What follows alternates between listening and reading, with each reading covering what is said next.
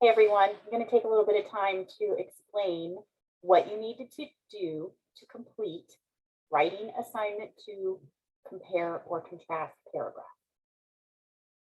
Go ahead and take a look at the assignment sheet here. Looks very similar to the one from last week for the evaluation paragraph because in many ways they are very similar in terms of how to go about preparing for it and submitting it. Obviously, they're different because they are two completely different types of paragraphs, right? But still the same concept, in terms of how to make sure you're adhering to requirements, right? So you're going to write a compare or contrast paragraph, which is what we've learned about this week. To get started, you can review chapter 12 if you want, but I would definitely suggest reviewing the video and PowerPoint here in week 6 on compare contrast, because I really, in that video, I go through that PowerPoint and I really hit on the things that students tend to struggle with the most on this paragraph. All right. Once you're confident, you understand the type of paragraph you're supposed to write and how, you'll then choose your two subjects to compare contrast for your paragraph. The topics that you choose, the two subjects, should be ones that you're already familiar with. No outside research, none, okay? It should be based on your own personal experience and knowledge of your topics. You want to make sure, and even though you can choose whatever two subjects you want, make sure that you're adhering to the requirements of a compare contrast paragraph specifically, right? So pay close attention to the requirements that I discussed in the chapter 12 lesson this week. Also, make sure that you are still adhering to the required elements of a formal college paragraph in general, meaning the 4 bases of writing. It has to be a compare contrast paragraph, yes, but you still have to make sure that you have unity, support, coherence, and sentence skills, right? Now, might seem overwhelming, but remember, we have already been doing some compare contrast writing over the past couple weeks. You have already completed some journal assignments and discussions on topics that can be used for a compare contrast paragraph. My feedback on those items might even indicate that you had a good topic, that you had 2 good subjects, and it would be great to use for this paragraph, right? But if you don't want to use any of those topics from the journals or discussions, that's fine. You can choose something different. I've provided a list, right? Just like I did for the evaluation paragraph. It's down here on this page. We'll look at it in just a minute, right? I have provided a list, but if nothing on that list interests you, then just message me. Tell me 2 topics that you're thinking about and let, ask, do you think this would work? And we'll figure it out, right? So, and in addition to the list of possible topics, I have also provided you with a graphic organizer again, just like I did for the evaluation paragraph. They are not required, these graphic organizers. They are there just to help you. You do not have to fill them out. And even if you do fill them out, you do not submit them, okay? The only thing that you will submit for writing assignment 2, compare contrast paragraph, is your actual compare contrast paragraph. The graphic organizer is just there to help you, okay? Remember, you're going to be graded on the following: that you have an effective topic sentence, right? And that topic sentence should definitely clarify the 2 subjects that you're going to compare or contrast. And it should definitely tell us whether you're going to be focusing on their similarities or their differences, not both. And if possible, try to include the specific similarities or the specific differences that you're going to be focusing on, meaning your main points in the paragraph. Sometimes the way these compare contrast paragraphs work is that the nature of your topic sentence does not always allow for those main points to be listed. It just doesn't feel right. It kind of makes the topic sentence awkward or wordy. So if you cannot achieve this one, it's okay. However, you must achieve those two for your topic sentence, right? You're going to be graded on whether you have 3 to 4 main points, meaning 3 to 4 similarities or 3 to 4 differences that you focus on and fully explore and support in the paragraph. You're going to be graded on your method of organization, whether you used the 1 point at a time, or the point by point, or the one side at a time method. I discussed those in depth in the lesson here in module week 6 module. You have to choose one of them, and you have to stick to that plan. You have to stick to that method of organization. Coherence is a huge component of this paragraph. So that is worth a ton of points. You're going to need supporting sentences that also create coherence through your transition words. You're going to need to fully support and have equal support, right? So remember, unity, coherence, or unity, support, coherence, right? You're going to need a concluding sentence at the end of your paragraph. You'll be graded on that.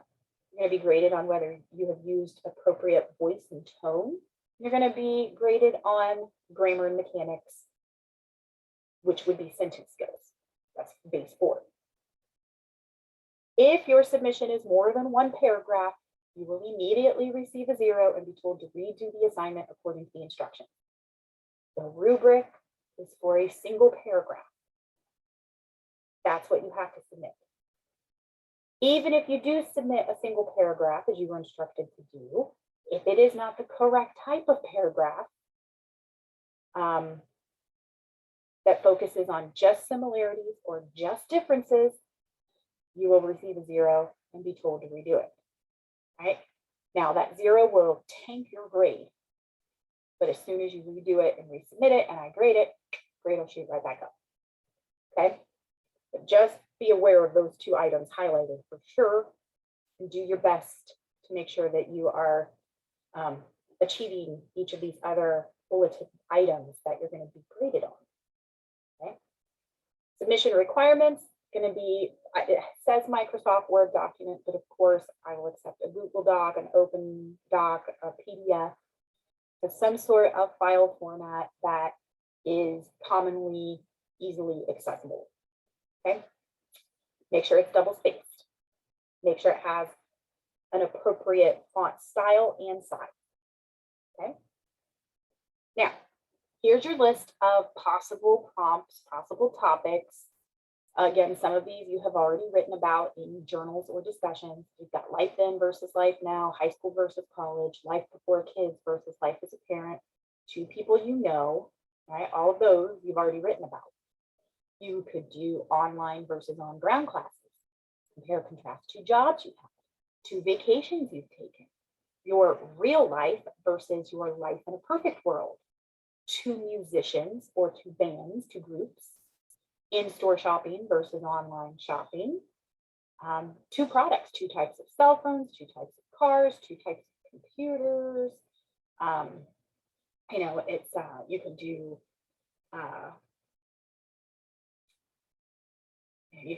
there's just a variety of 2 different restaurants.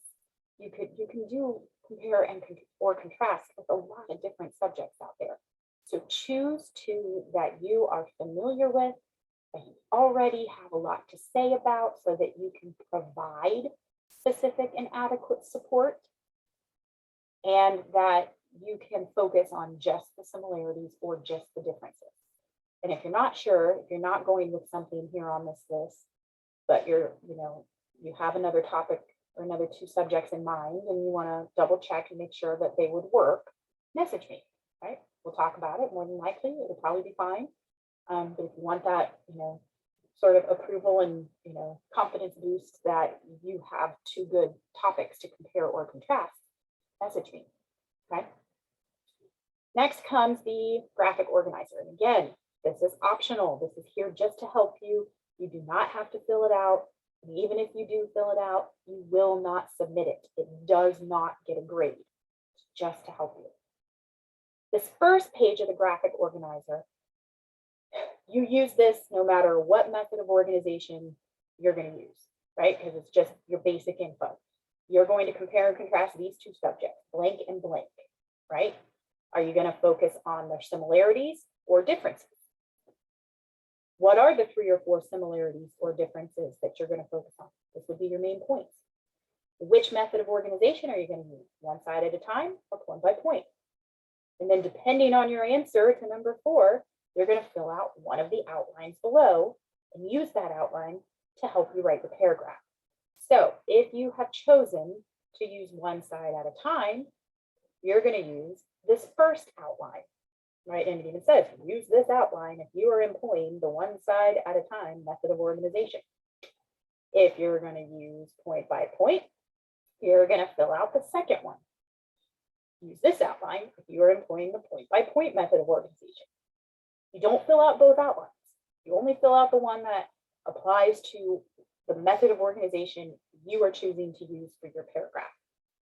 And then just use the outline to help you plan the paragraph.